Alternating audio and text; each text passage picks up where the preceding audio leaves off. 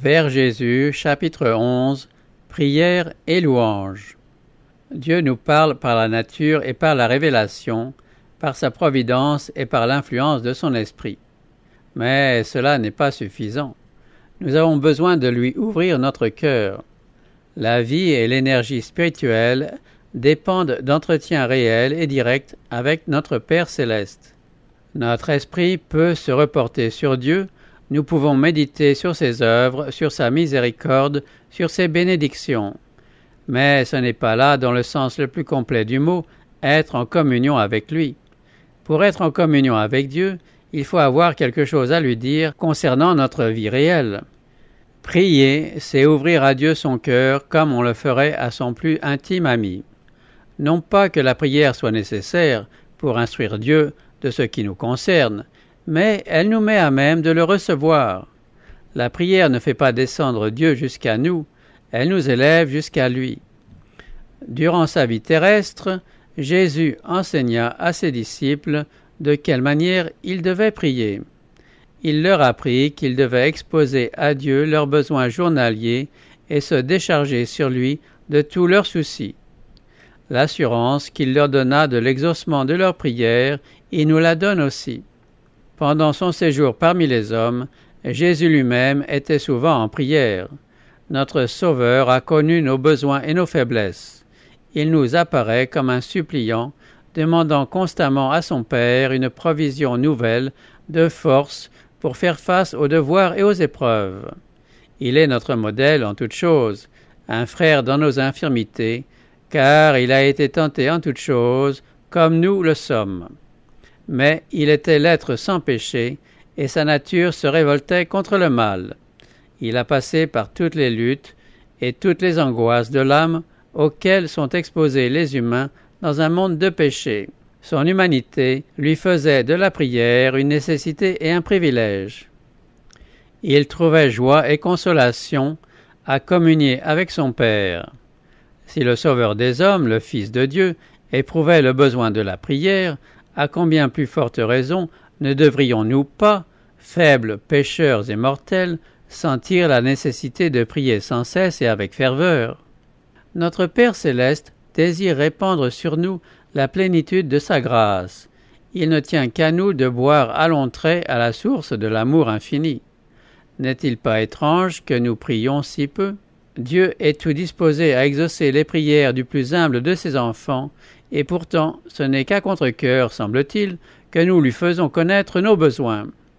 Que peuvent penser des humains, êtres chétifs et misérables, sujets à la tentation, les anges du ciel quand ils les voient prier si rarement et avec si peu de foi, alors que le Dieu d'amour veille sur eux avec la plus tendre sollicitude, prêt à leur donner plus qu'ils ne peuvent demander ou même penser? Les anges aiment à se prosterner devant Dieu et à être en sa présence. Ils considèrent la communion avec lui comme leur plus grande joie, tandis que les habitants de la terre, qui ont un si pressant besoin de l'assistance que Dieu peut leur accorder, semblent se plaire à marcher sans la lumière de son esprit et privés des douceurs de sa présence. Les ténèbres du mal enveloppent ceux qui négligent la prière. Les tentations insidieuses de l'ennemi les font tomber dans le péché. Et tout cela parce qu'ils ne profitent pas du privilège de la prière. Comment les fils et les filles de Dieu peuvent-ils avoir de la répugnance à prier, alors que la prière est, dans la main de la foi, la clé qui ouvre les trésors du ciel où sont renfermées les ressources infinies de la toute-puissance? Sans la prière continuelle et sans une vigilance qui ne se dément jamais, nous sommes en danger de tomber dans l'indifférence et de nous éloigner du droit sentier. L'adversaire sait bien que par des prières ardentes faites avec foi, nous obtiendrons la force de résister à ces tentations. Aussi cherche-t-il sans cesse à obstruer devant nous le sentier du trône de la grâce. L'exaucement de nos prières dépend de certaines conditions. Une des premières, c'est que nous sentions le besoin du secours de Dieu.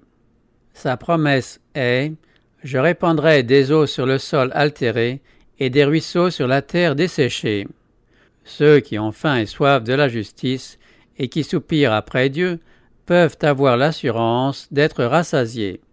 Il faut que le cœur soit ouvert à l'influence de l'Esprit si l'on veut recevoir la bénédiction de Dieu. Notre grand besoin est lui-même l'argument qui plaide le plus éloquemment en notre faveur. Mais encore faut-il adresser nos requêtes à Dieu. « Demandez et vous recevrez », dit-il.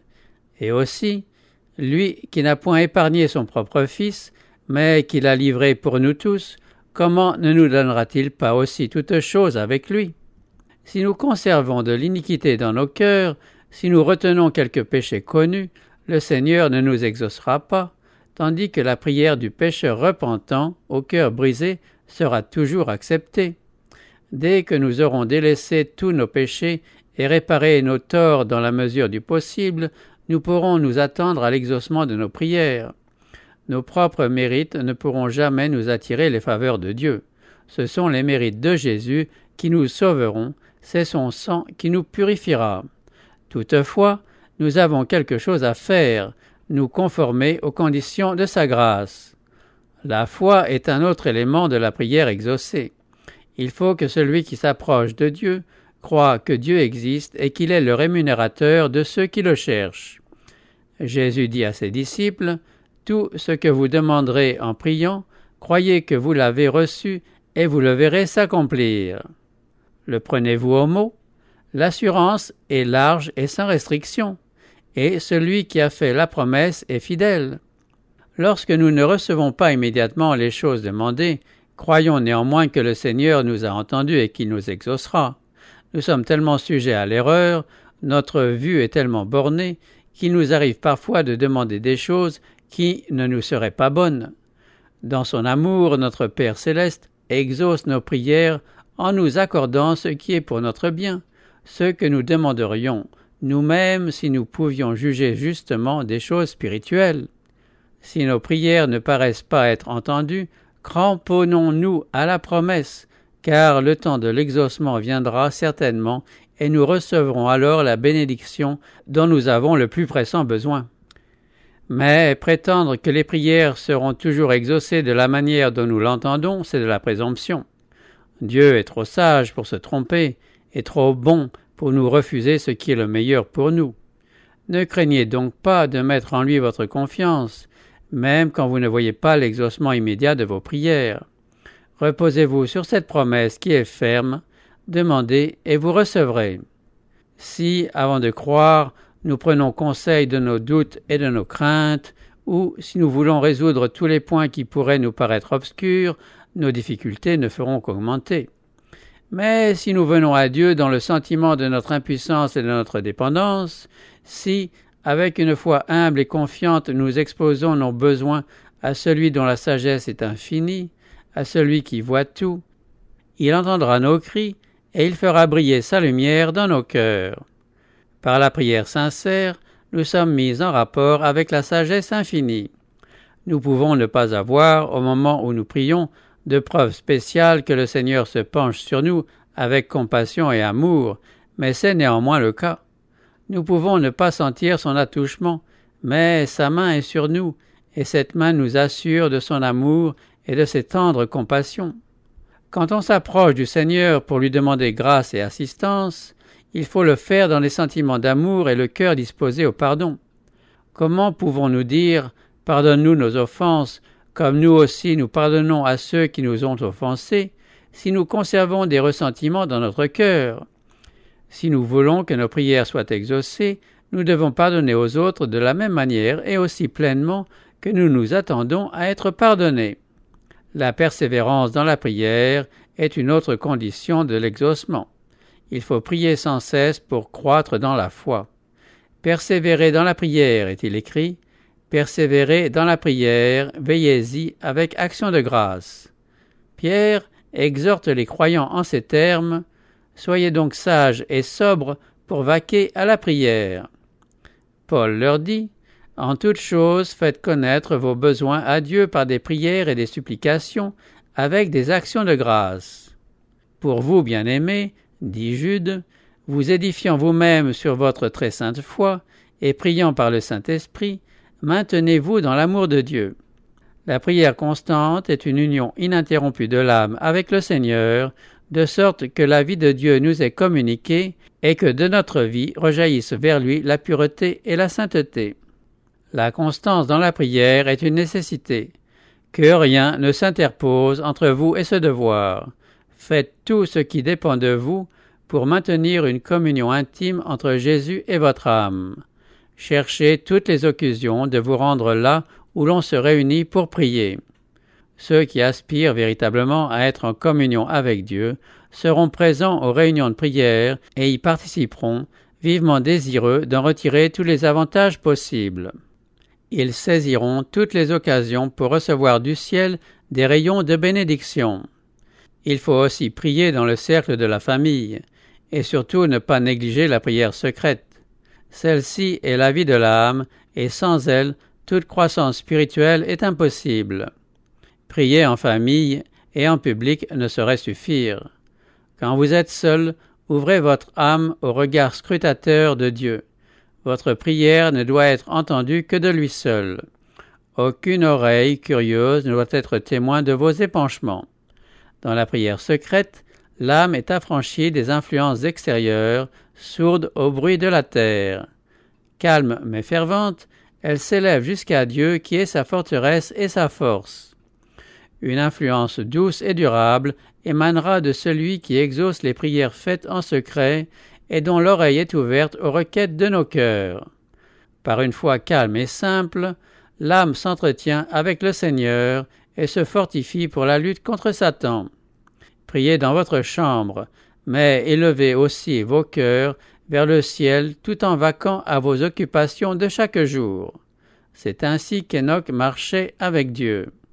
La prière silencieuse, montant comme un précieux encens jusqu'au trône de la grâce, rend l'âme invincible. Il n'est pas de lieu ni de circonstance où une prière ne soit de saison. Rien ne peut nous empêcher d'élever nos cœurs à Dieu dans une ardente requête. On peut faire monter vers lui une prière et demander la direction d'en haut, au milieu d'une rue encombrée ou au cours d'un entretien commercial. Ainsi fit Néhémie lorsqu'il présenta sa requête au roi Artaxercès. Que la porte de notre cœur soit toujours ouverte et que constamment monte vers Jésus, notre hôte céleste, l'invitation de venir y habiter. Au sein d'une ambiance viciée et corrompue, nous pouvons respirer la pure atmosphère du ciel. Par une invocation sincère, fermons notre cœur à toute pensée impure, à toute rêverie coupable. Ceux dont le cœur est disposé à recevoir le secours et la bénédiction de Dieu vivront dans une atmosphère plus sainte que celle de la terre et seront en communion constante avec le ciel. Il nous faut une vision plus claire de Jésus, une intelligence plus parfaite de la valeur des réalités éternelles. Il faut que la beauté de la sainteté remplisse le cœur des enfants de Dieu. Pour cela, demandons à l'auteur de toute sagesse de nous dévoiler les choses divines. Élevons nos âmes vers les hauteurs où l'on respire l'atmosphère du ciel. Vivons si près de Dieu qu'à chaque épreuve inattendue, nos pensées se tournent vers lui aussi naturellement que la fleur vers le soleil. Placez constamment devant Dieu vos besoins, vos joies, vos tristesses, vos soucis et vos craintes. Vous ne le fatiguerez pas, vous ne pouvez jamais le lasser. Celui qui compte les cheveux de votre tête n'est pas indifférent aux besoins de ses enfants. Le Seigneur est plein de miséricorde et de compassion. Son cœur est touché par nos douleurs et par le récit même que nous lui en faisons. Apportez-lui tous vos sujets de préoccupation. Rien n'est trop lourd pour celui qui soutient les mondes et dirige l'univers. Rien de ce qui touche à notre paix ne lui est indifférent. Il n'est pas dans notre vie chrétienne de chapitre trop sombre pour qu'il en prenne connaissance, ni de problème si troublant qu'il n'en trouve la solution. Nulle calamité ne fond sur le moindre de ses enfants, nulle angoisse ne torture son âme, nulle joie ne le ranime, nulle prière sincère ne monte de ses lèvres sans que notre Père céleste y soit attentif et y prenne un intérêt immédiat. Il guérit ceux qui ont le cœur brisé et il pense leurs blessures. Les rapports entre chaque âme et Dieu sont aussi intimes que s'il n'y avait que cette seule âme pour laquelle il ait donné son Fils bien-aimé. Jésus dit, « En ce jour, vous demanderez en mon nom, et je ne vous dis pas que je prierai le Père pour vous, car le Père lui-même vous aime. Je vous ai choisi afin que ce que vous demanderez au Père en mon nom, il vous le donne. Mais prier au nom de Jésus, c'est plus et mieux que de mentionner son nom au commencement et à la fin de son oraison. C'est prier dans les sentiments et l'esprit de Jésus, tout en croyant à ses promesses, en se reposant sur sa grâce et en faisant ses œuvres. Dieu ne demande à personne de devenir ermite ou moine et de se retirer du monde pour s'adonner exclusivement à l'adoration. Notre vie doit être semblable à celle de Jésus-Christ, partagée entre la communion avec son Père et la foule. Celui qui se contente de prier se lassera bientôt de le faire, ou ses prières finiront par n'être plus que de vaines redites. Celui qui se retire de la vie sociale, loin des devoirs et des luttes chrétiennes, celui qui cesse de travailler activement pour le Maître, qui a tant fait pour nous, perd l'objet même de la prière, et il ne lui reste plus rien qui le pousse à la pratique de la piété. Ses prières deviennent personnelles et égoïstes. Il ne peut plus demander à Dieu la force nécessaire pour travailler au bien de l'humanité et à l'édification du royaume de Jésus-Christ. Nous perdons beaucoup en négligeant le privilège de nous unir à d'autres chrétiens en vue de nous encourager mutuellement au service du Seigneur. Les vérités de la parole inspirée perdent leur éclat et leur importance. Nos cœurs ne sont plus éclairés et vivifiés par leur influence sanctifiante, et nous déclinons spirituellement. Dans nos rapports entre chrétiens, nous perdons beaucoup par le manque de sympathie les uns envers les autres. Celui qui se renferme en lui-même n'occupe pas la place que le Seigneur lui avait assignée. La culture convenable de l'élément social de notre nature nous porte à sympathiser avec autrui et contribue à notre développement en vue du service de Dieu. Si les chrétiens voulaient se réunir pour se parler mutuellement de l'amour de Dieu et des précieuses vérités de la rédemption, ils trouveraient force et rafraîchissement. Chaque jour, il nous est possible d'avoir une connaissance plus profonde de notre Père céleste. Nous pouvons faire journellement de nouvelles expériences de sa grâce. Celles-ci feront naître en nous le besoin irrésistible de parler de son amour, et ces récits même réchaufferont et stimuleront nos cœurs. Si nous pensions davantage à Jésus, et si nous parlions plus souvent de lui et moins de nous-mêmes, nous jouirions beaucoup plus de sa présence. Si nous pensions à Dieu, chaque fois qu'il nous donne des preuves de sa tendre sollicitude, il serait constamment dans nos pensées et nous prendrions tout notre plaisir à le louer. Nous parlons des choses temporelles parce qu'elles nous intéressent. Nous parlons de nos amis parce que nous les aimons et que nos joies et nos douleurs sont intimement liées aux leurs. Et pourtant, nous avons infiniment plus de raisons d'aimer Dieu que nos amis terrestres. Lui donner la première place dans nos pensées, parler de sa bonté et de sa puissance devrait être pour nous les choses les plus naturelles du monde. Les riches dons qu'il nous a accordés ne doivent pas avoir pour but de nous absorber tellement que nous n'ayons plus une seule pensée pour lui. Ils sont destinés à nous rappeler sans cesse notre bienfaiteur céleste et à nous attacher à lui par les liens de l'amour et de la reconnaissance. Nous sommes trop terre à terre. Élevons nos yeux vers la porte ouverte du sanctuaire céleste où la lumière de la gloire divine brille sur la face de Jésus-Christ, et souvenons-nous qu'il peut sauver parfaitement ceux qui s'approchent de Dieu par lui. Il faut louer l'Éternel davantage pour sa bonté et pour ses merveilles en faveur des fils de l'homme. Nos prières ne devraient pas avoir uniquement pour but de demander et de recevoir. Ne pensons pas toujours à nos besoins et jamais aux bienfaits que nous recevons. Nous ne prions pas trop, mais nous sommes trop chiches de remerciements. Nous sommes les objets de la miséricorde de Dieu et pourtant, avec quelle parcimonie lui exprimons-nous notre reconnaissance en retour de tout ce qu'il a fait pour nous. Autrefois, le Seigneur donna à Israël ses directives quand il s'assemblait pour l'adorer.